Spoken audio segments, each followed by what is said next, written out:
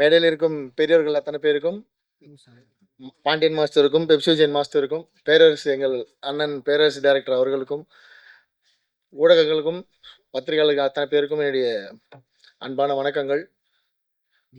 ரொம்ப சந்தோஷம் இப்படி ஒரு நிகழ்வுல வந்து கலந்துக்கிறது. நான் சமீபமா எங்கேயும் வரதில்ல. ஏன்னா எனக்கு இந்த திரௌபதி 2லேருந்து கொஞ்சம் வெளியே வர்றதுக்கே பெரிய கேப் ஆயிடுச்சு. நான் இதுக்கும் வரமாட்டேன்னு தான் சொன்னேன். என்ன விஷயம்னா இல்ல, இல்ல சொல்லலாம். என்ன குழந்தைக்கு இன்னைக்கு இல்ல ஒண்ணும் இல்ல. அது எல்லாம் நடந்துட்டு இருக்கு. ஆப்ரேஷன்லாம் இல்ல. அப்படிங்க. அது பல்லுல ஒரு சின்ன பிரச்சனை. ஒரு ஸ்டண்ட் கலைஞர் இயக்குனர் ஆகுறது வந்து சாதாரண விஷயம் இல்ல. அது ஒரு பெரிய முயற்சி. அந்த முயற்சிக்கு வந்து உறுதுணையா நிக்கணும், துணையா நிக்கணும் அப்படின்ற ஒரே காரணம் தான் கிளம்பி வந்துட்டேன். எவ்வளோ முக்கியமான வேலையா இருந்தாலும் விட்டுட்டு. முதல்ல என்னுடைய மனமார்ந்த வாழ்த்துக்கள் சிலம்பம் பட குழுவினருக்கு. இந்த படம் மிகப்பெரிய வெற்றி அடையட்டும். இன்னொரு முக்கியமான காரணம் இருக்கு. அண்ணன் நேத்து எனக்கு ட்ரெய்லர் அனுப்புனாரு. ட்ரெய்லர் பார்த்தேன். அந்த ட்ரெய்லர் வந்து இது எதை அடிப்படையாக கொண்ட படமா இருக்கு அப்படின்னா சிலம்பம். இன்னைக்கு நம்ம ஒரு 1000 வருஷத்துக்கு முன்னாடி அங்கேருந்து அப்படியே சில விஷயங்கள்லாம் நம்ம இப்போ இன்னும் நம்ம பயன்படுத்திட்டு இருக்கோம். சில விஷயங்கள்லாம் நமக்கு இன்னும் நம்மளை விட்டு விலகாமல் இருக்குன்னா அதில் முக்கியமான ஒரு விஷயம் வந்து சிலம்பம். இது வந்து இப்போ ஆரம்பித்த கலை இல்லை. ஸோ இது தமிழர்களோட மரபு கலை. சிலம்பன் அப்படின்னா முருகன். ஸோ அவர் தான் இந்த சிலம்பத்துக்கு தலைவர். ஒரு சிலம்ப கலையில் அதில் நடக்கிற அரசியல், அதில் இருக்கிற பிரச்சனைகள், அதை வந்து எப்படி ஒரு எளிய மக்களுக்கு கொண்டு போய் சேர்க்கணுன்ற ஒரு உயரிய நோக்கத்தோடு எடுத்திருக்காரு. ட்ரெய்லரை நேற்றே பார்த்ததுக்கப்புறம் நிச்சயமாக அந்த விழாவில் கலந்துக்கணுன்ற ஒரு முன்முடிவோடு தான் அந்த கலந்துருக்கேன். வாழ்த்துக்கள். கூடவே படத்தில் சொல்லியிருக்காரே தெரில, ஒரு முக்கியமான விஷயம் இருக்குது. சிலம்பம் கற்றுக்கிட்டு தேசிய லெவல்லையோ இல்லைனா தமிழ்நாட்டு லெவல்லையோ நீங்கள் வந்து அங்கீகாரம் வாங்கி ஜெயிச்சிட்டிங்கன்னா கவர்மெண்ட் வேலை இருக்குது. அது வந்து படத்தில் சொல்லியிருக்கீங்களா தெரியல. இது பல மாணவர்களுக்கு தெரியாது. நம்ம யூபிஎஸ்சி அந்த மாதிரி பல அரசாங்க வேலைக்கு போகிறதுக்கு பல முயற்சிகள் எடுக்கிறீங்க, படிக்கிறீங்க.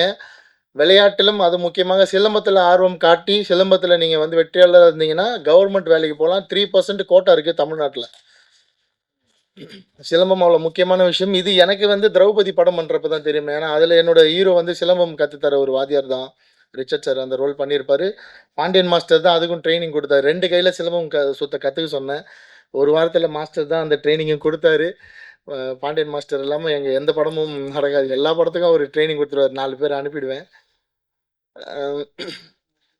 மாஸ்டர் சொன்னார், எனக்கு வருத்தமாக தான் இந்த திரௌபதி 2 நான் ரிலீஸ் பண்ண டைம் தப்பு மாஸ்டர். என் மேலே தான் அது வந்து முழுக்க முழுக்க நான் வந்து ப்ரொடியூசர்கிட்ட ஃபைட் பண்ணி நாங்கள் ஒரு டேட் வச்சுருந்தோம். ஜனவரி 30 இல்லைனா ஃபெப்ரவரியில் ரிலீஸ் பண்ணலான்னு.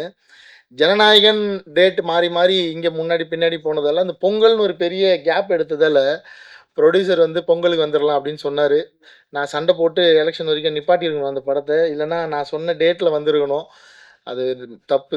நிறைய விஷயங்கள் சினிமாவில் கற்றுக்கிறேன். முதல் தடவையாக நான் அந்த தோல்வியை பார்த்துட்டு தான் கற்றுக்கிட்டேன். அது ரொம்ப வருத்தமான விஷயம். நான் இன்னும் அதுலேருந்து வெளியே வரல. ஏன்னா ரொம்ப கஷ்டப்பட்டு எடுத்த படம். இன்றைக்கி சினிமா வந்து முன்னாடி ரசிகர்கள் இருந்த மாதிரி இல்லை. இன்றைக்கி சினிமா வந்து இன்ஃப்ளூயன்சர்ஸ் கையில் இருக்குது. ஒரு படம் வந்து எப்படி ஓடணும், ஓடக்கூடாது, யார் படம் ஜெயிக்கணும், இதெல்லாம் வெளியே இருந்து இன்ஃப்ளூயன்சர்ஸ் முடிவு பண்ணுறாங்க. முன்னாடி வந்து விமர்சகர்களும் பத்திரிகையாளர்களும் வந்து நல்ல விமர்சனம் கொடுத்து படங்களை ஜெயிக்க வச்சாங்க. இன்றைக்கி அவங்களையும் தாண்டி சோஷியல் மீடியா இன்ஃப்ளூயன்சர்ஸ் கையில் போயிடுச்சு. அது இன்றைக்கி ஒரு மிகப்பெரிய ஒரு ஒரு சக்தியாக தான் இருக்குது. அது நல்லதா கெட்டதா தெரியல. ஏன்னா நிறைய படங்கள் ஓடுறதும் அந்த அந்த சோஷியல் மீடியா இன்ஃப்ளூயன்சர்ஸ்னால தான். சில படங்களை வந்து முடிக்கணும் சித்தாந்தமாக அதை வந்து முடிவு பண்ணிடுறாங்க முன்கூட்டியே. அப்படி எனக்கு நிறைய நடந்திருக்கு திரௌபதி 2ல். அதெல்லாம் இப்போ பேசி பிரயோஜனம் இல்லை. பேச வேண்டிய மேடையும் இது இல்லை.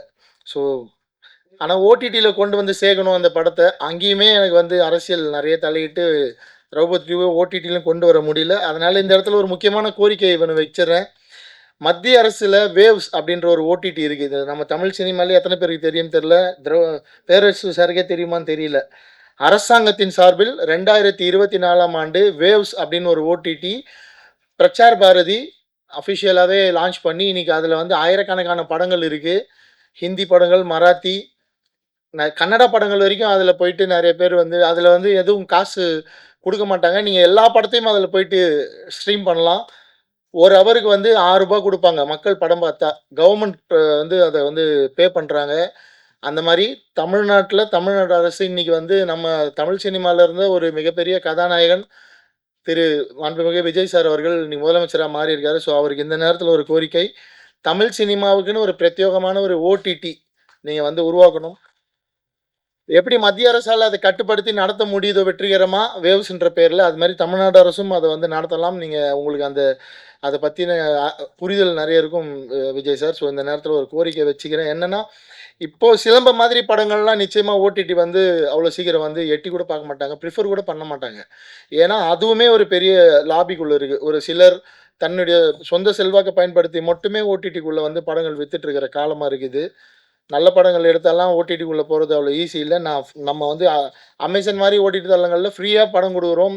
படம் பார்த்துட்டு பே பெர் வியூ ஆப்ஷன்ல குடுங்கன்னா கூட அதிலயுமே நெறைய உ அ உள் அரசியல் இருக்கு. எந்த படத்த உள்ள கொண்டு வரணும், கொண்டு வரக்கூடாதுன்ற வரைக்கும் நெறைய அரசியல் நடந்துட்டு இருக்கு. அது சினிமாக்கு ஆரோக்கியமான விஷயம் இல்ல. அதனால தான் சினிமா இவ்வளோ பெரிய வீழ்ச்சிய கண்டிருக்கு. இத பத்தி யாரும் கவலையும் பட மாட்றாங்க. எந்த ப்ரொடியூசர் சங்கத்தில தலைவரா இருக்கவங்களோ, நிர்வாகியா இருக்கவங்களோ இது ஒரு பெரிய விஷயமா எடுத்துக்க மாட்றாங்க. அவங்களோட பிரச்சனையோட வந்து தாண்டி கடந்து போயிடுறாங்க.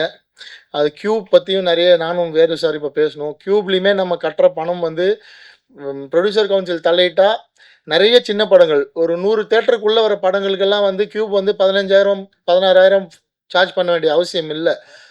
தியேட்டர் ஒரு தியேட்டர்ல நம்ம வந்து ஒரு ஷோ ஒரு வாரத்துக்கு ஓட்டுறதுக்கு 16,000 கிட்டத்தட்ட கட்ட வேண்டியது இருக்கு. இப்ப சிலம்பம் மாரி படம் வந்து 100 தியேட்டர்ல ஓடணும்னா, நீங்க யோசிச்சு பாருங்க. 16,00,000 கியூபுக்கு மட்டும் கட்டணும். அதுல எவ்வளோ கலெக்ஷன் வரும்? அதுலேருந்து என்ன லாபம் வரும்லாம் தெரியாது. ஸோ நம்ம கட்ட வேண்டிய பணம், அதுக்கப்புறம் விளம்பரம் இருக்கு, பேப்பர் ஆட் இருக்கு, பிரிண்ட் பப்ளிசிட்டி இருக்கு. கொஞ்சமாவது நம்ம வந்து ப்ரெஸ் சார்ந்ததுக்கு செலவு பண்ணணும். இந்த மாரி ஃபங்ஷன் நடத்துறோம்னா ஒரு பெரிய பொருள் செலவு இருக்கு. ஸோ ஒரு சின்ன படம் தியேட்டர்ல ரிலீஸ் ஆகுறதுக்கே இன்னைக்கு வந்து 30,00,000 தேவைப்படக்கூடிய சூழல் இருக்கு. ஸோ கியூப் நிறுவனம் கொஞ்சம் அந்த மறுபரிசீலனை பண்ணி, தயாரிப்பாளர் சங்கமும் கொஞ்சம் அவங்க கூட பேசி, ஒரு 100 தியேட்டருக்குள்ள ரிலீஸ் பண்ற படங்களுக்காவது வந்து மானியம் வாங்கி குடுக்கணும். அது முன்னாடி இருந்தது அந்த நடைமுறை திரும்ப இல்ல இப்ப. ஸோ அத சரி பண்ணி குடுங்க. அப்பதான் இவங்கலாம் வந்து ஒரு நிகழ்ச்சி நடத்தி இங்கேருந்து ஒரு 20 நாளுக்குள்ள தியேட்டருக்கு வர முடியும். அவ்வளோ ஈஸி இல்ல. இந்த மாரி ஒரு நிகழ்ச்சி நடத்திட்டு சந்தோஷமா இதே சந்தோஷத்தோட படத்த தியேட்டருக்கு கொண்டு போறது. ஆ சிசேரியன் மாரி அது ஒரு 3 மடங்கு சிசேரியன் ஒரு படத்த தியேட்டருக்கு கொண்டு போறது. அவ்வளோ கஷ்டம். ஸோ தமிழ்நாடு அரசு தயவு செஞ்சு ஒரு ஓடிடி பிளாட்ஃபார்ம கிரியேட் பண்ணி, ஒ அதே மாரி பெர் ஹவர் ₹6 குடுக்க முடியலனா கூட ஸ்ட்ரீமிங் சார்ஜஸ் பெர் ஹவர்ஸ் ₹4 குடுத்து, சின்ன படங்கள் நெறைய படங்கள வந்து ஓடிடிக்குள்ள கொண்டு வந்து மக்கள்கிட்ட கொண்டு போய் சேர்க்கறதுக்கு நீங்க ஹெல்ப் பண்ணணும். ஏன்னா, நான் மறுபடியும் சொன்னது தான். சோசியல் மீடியா இன்ஃப்ளூயன்சர்ஸ் பண்ற அவங்க வந்து தன்னோட லாபத்துக்காக காச வாங்கிக்கிட்டு, எந்த படம் ஓடணுன்றத அவங்க முடிவு பண்றதால, நெறைய நல்ல படங்கள் ஓடிடிக்குள்ள வந்ததுக்கப்புறம் தான் மக்களால் பாராட்டப்படுது. நெறைய ஓடுன படங்கள் ஓடிடிக்குள்ள வந்ததுக்கப்புறம் மக்களால் வந்து விமர்சிக்கப்படுது. இது இந்த படம் எப்புட்றா ஓடுச்சு? இது ஸ்கேமு. நீங்க Twitter யூஸ் பண்றவங்களா இருந்தா தெரியும். இந்த படம் ஸ்கேம்ன்னு போடுவாங்க ஓடுன படத்த. அது ஏன்னு பார்த்தீங்கன்னா, இன்ஃப்ளூயன்சர்ஸால சோசியல் மீடியா இன்ஃப்ளூயன்சர்ஸால அது சின்ன நெட்வொர்க் கிடையாது. நம்ம கண்ணுக்கு தெரியாத ஒரு மிகப்பெரிய ஒரு நெட்வொர்க்கா அது இப்ப இயங்கிட்டு இருக்கு. நான் பாதிக்கப்பட்டிருக்கேன். திரௌபதி 2 திரைப்படம் கிட்டத்தட்ட ஒரு குறைஞ்சது ஒரு 400 இன்ஃப்ளூயன்சர்ஸ் ஒரு இன்னைக்கு தோத்துட்டாங்க அந்த கட்சி. ஸோ அவங்க சைட்ல இருந்து கட்சின்னு இல்ல. கட்சியில இருக்க சில நபர்கள் அவங்களோட சொந்த சிந்தனைக்காக அத பயன்படுத்தி ஒரு படத்தையே வந்து மக்கள்கிட்ட கொண்டு போய் சேர்க்காம, அவ்வளோ நெகட்டிவ் ரிவ்யூஸ் வந்து பிளான் பண்ணி கொண்டு போய் சேர்க்க முடியுது. மக்களும் அத நம்புறாங்க. ஏன்னா நம்ம அதையே பழகிட்டோம். புக் மை ஷோல என்ன ரேட்டிங் இருக்கு? இப்போ இந்த சிலம்பம் படம் ரிலீஸ் ஆவறதுக்கு அன்னைக்கே வந்து என்னால இவரு ஒரு ₹1,00,000 செலவு பண்ணாருன்னா, புக் மை ஷோல என்னால 9.5 ரேட்டிங்ஸ் வாங்கி தர முடியும். அப்படி ஒரு ஆப்ஷன் இருக்கு. ஆனா நம்ம மக்கள் வந்து அந்த ரேட்டிங்ஸ தான் நம்புறாங்க. அதெல்லாம் இன்ஃப்ளூயன்சஸ் மார்க்கெட்டிங். பணம் இருக்கிறவங்க, பெரிய பணம் செலவு பண்றவங்க, ஒரு 50 கோடி, 60 கோடியில படம் எடுக்கிறவங்க ஈஸியா ₹6,00,00,000 செலவு பண்ணி அவங்களால மார்க்கெட் பண்ண முடியும். இந்த மாதிரியான படங்கள், இந்த பிரசாத் லேப் வந்து கிட்டத்தட்ட ஒரு மாசத்துக்கு 25 படங்கள் பாக்குது. அவங்கலாம் வந்து எப்படி தியேட்டர்ல போய் படத்த ஓட்ட முடியும்? ஸோ இதெல்லாம் புரிஞ்சுக்கணும். இதெல்லாம் எங்க பேசுறது தெரியல. இந்த மாரி மேடை கிடைச்சா தான் பேச முடியும்.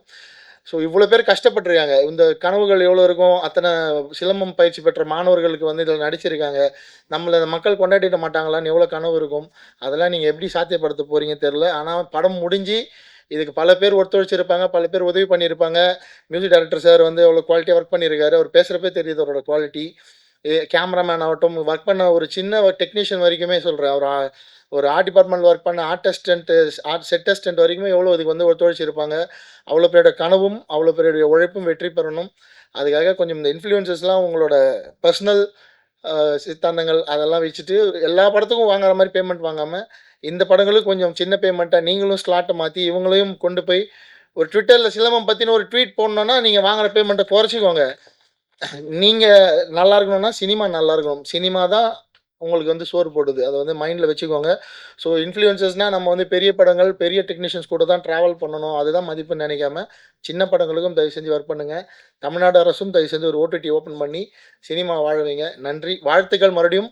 சிலம்பம் படம் மிகப்பெரிய வெற்றி அடையட்டும். அத்தனை குழுவினருக்கும், உழைச்ச அத்தனை பேருக்கும், தயாரிப்பாளருக்கும், கலந்து வாழ்த்த வந்த அத்தனை பேருக்கும் என்னுடைய மனமார்ந்த வாழ்த்துக்கள்.